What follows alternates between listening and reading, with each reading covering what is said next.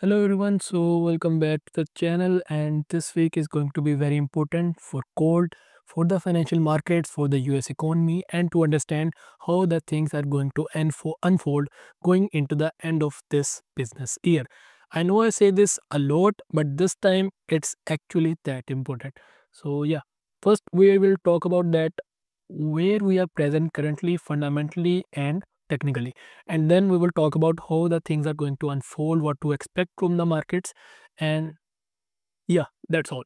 So moving on to the fundamental side, first we had some important data in the past days, and some important data is also coming today and in the next days. So talking about the data which we have seen, the number one was the manufacturing PMI, which we saw above expectations, meaning positive for the US economy. The second one was JOLTS job opening, which is also an important number. We saw that they revised the previous number down, but still the new number was actually solid number and it was above the expectations. Moving on to the next thing, what we have today is that, okay. So what we have today? Today we have the ISM services PMI, we have the advanced non-farm numbers, and we have the speech of Chairman Powell. So talking about the importance of these data and what we quote in the last week first. Last week we also saw some GDP numbers which came just as expected. So what they showed that the economy is healthy, it is going in the right direction, it is going in the direction where the investors are expecting it to be or where the economists are expecting it to be. So this is a good sign for the economy. Secondly, we got,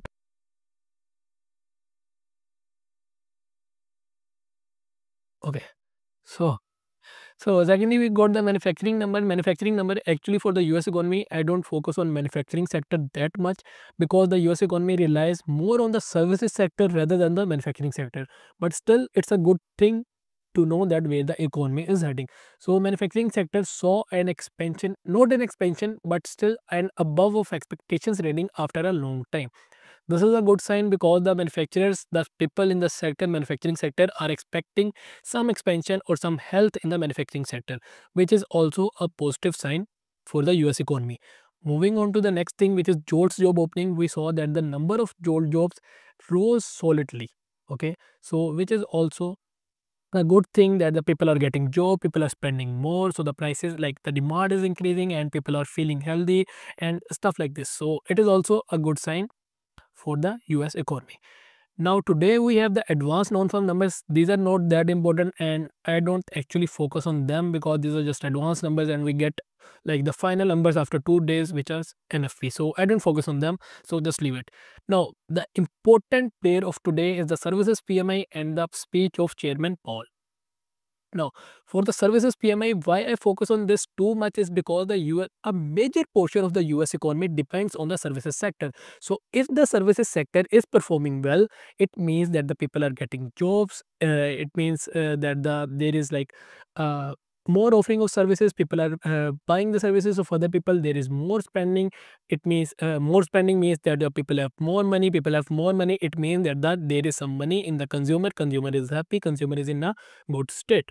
So this is what the services sector indicates, and I actually love it because it is a forward-looking indicator because services sector just tells that what they are expecting going forward. Okay, so this is a forward-looking indicator, and yes, I love it. Secondly, we have the speech of Chairman Powell, which will give us some hints on the monetary policy. Currently, where we are present at a state of a good economy, and we are present at a state of a healthy labor market. Now, talking about the last speech of Chairman Powell, he said that we will decide the interest rates basing on the data and mainly basing on the labor market. So what it means that he was saying that if the labor market is performing well, if the labor market is healthy, then they will slow the pace of rate cuts. And if they slow the pace of rate cuts, it is a negative sign for gold. Okay, because gold is inversely related to rates. Okay, so yeah, and if the labor market is not performing well or maybe there are signs of some cooling off in the labor market, then they will rethink about their monetary policy and they may start to cut at a larger pace or maybe fast enough, and this in turn is a positive thing for gold. So these are the two scenarios, and where we are currently present in the is that the labor market, the GDP is good, the economy is performing well, and the labor market is also healthy. So where this leaves us currently is this scenario, that maybe the pace of rate cuts may be slowed down, which will in turn push back gold, or maybe means that it will active the bears in gold. So this is the state where we are currently present. Now moving on to the next data, which we will get tomorrow and on Friday. So tomorrow we have unemployment claims, which is uh, like, it's also important if there is a like big jump or a big slowdown, okay, but if not, then it's just okay. So the main focus this week is going to be the non-farm payroll numbers and the unemployment rate. This is going to be the main focus because this is going to be the last data of the job market, of the labor market actually. So yeah, and also the unemployment rate will tell us that if the unemployment in the economy is in a good state or not, and also we will getting average hourly earnings. So if the it means that if the earnings increase, then this means that the people are getting more pay, which means people will spend more, which will mean rising inflation, and which will mean that the pace of rate cuts might be slowed. So yeah, this was pretty much it for the fundamental side. Now moving on to the technicals and aligning them with fundamentals, let's see that where we are standing currently. So going on to the chart of gold, currently I'm in a sell trade, but as you can see, this has been a messy trade and it's just ranging for days now. It's been like 7 to 8 days that it's ranging in this range. So I have set break even and I have booked some partials for this trade, and now I'm just at break even and I'm just seeing if this hits my break even or if this continues to fall. Now talking about okay, one more thing which I want to point out here is market psychology, but before that we will talk about the fundamental factors where we are currently present and what caused the gold to be in a massive bullish run. The fundamental factors were geopolitical tensions, rate cuts, election uncertainty, okay, economic uncertainty, okay, rate cuts, central banks buying gold, okay. Now all of these things have faded away. There are no geopolitical tensions in the markets currently with the Lebanon and Israel, a ceasefire. Rate cut bets have been pushed back for now at least. Election uncertainty has gone long away. Economy is in a healthy thing, in a healthy place, sorry, and the central banks are not buying gold at a much larger pace now as they were buying previously. So all these things which are previously bullish for gold have now turned bearish for gold. So where this leaves us? This leaves us at a point that we should look for sells. So this is where we are currently present fundamentally. Talking about the technicals, what the technicals are showing us, and then we will talk about a little bit about market psychology, which is also going to be a little important. So talking about the technicals first, here what we were seeing on gold, we were seeing higher low, higher high, higher low, higher high, uh what you can say, higher low, higher high. Okay, the point is that we were in a good trend and we were just seeing continuously higher highs and higher lows.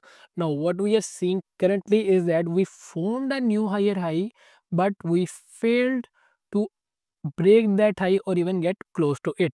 Instead of that, we started to form higher low, lower high and lower low, lower high, lower low. Okay, and you can also say that this is pretty much it going to be the trend. So for now we are in a bear market currently. Technically it's also showing us some signs of cooling off. So there are some technical confirmation that the trend is maybe changing. Now talking about the market psychology stuff, let's say some investors who bought here, the hedge funds or the big money who bought here, here, here, here, here. Now going into the end of the business year, going into the last month of the business year, what they will do?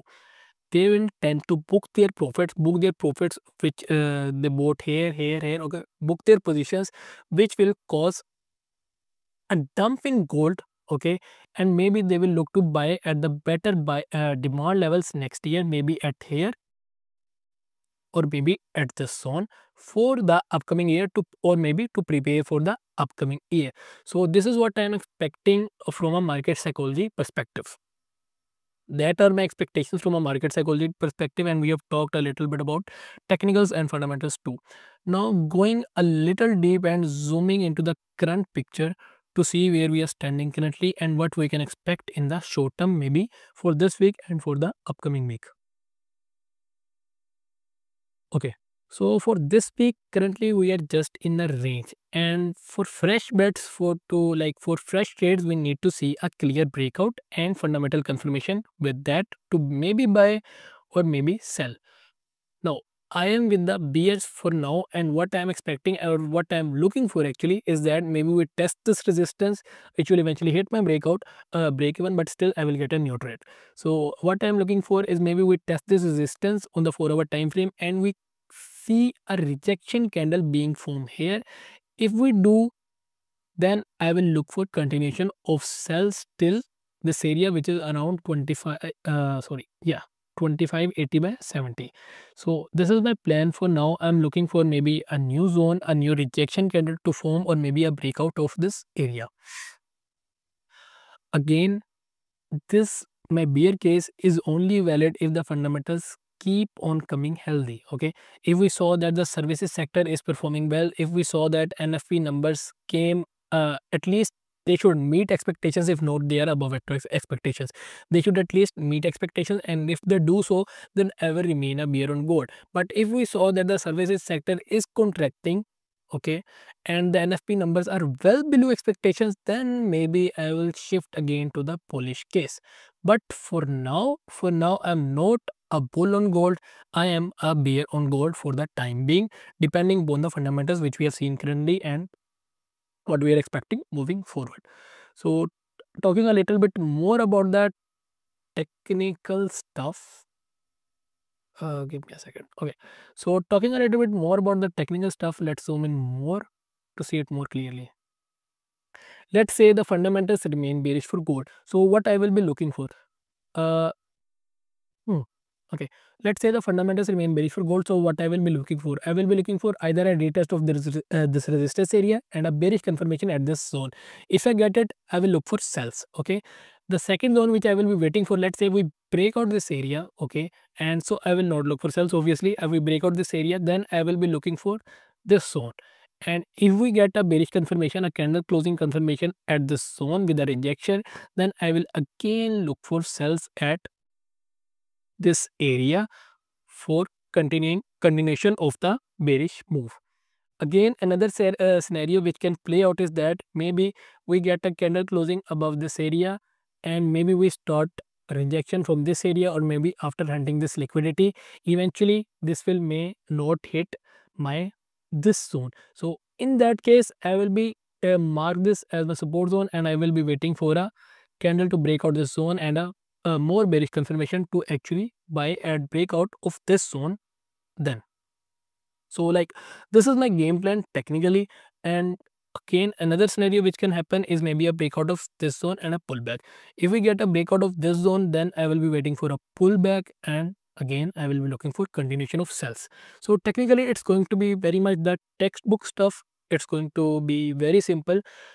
The main thing is the fundamentals, is how the economy is performing and how and the market psychology. So that's the main thing. Technicals are not the main stuff. Technicals are only 20% of my trading. Okay, the main thing is the fundamentals, the market psychology, the sentiment, and stuff like this.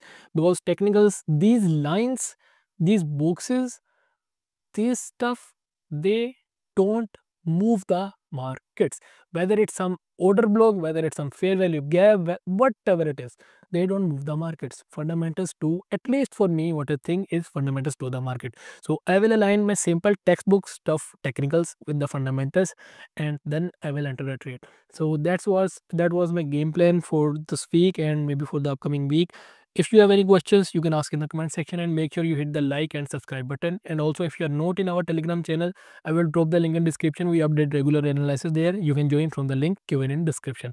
Best of luck. We will meet in the next video. Happy trading.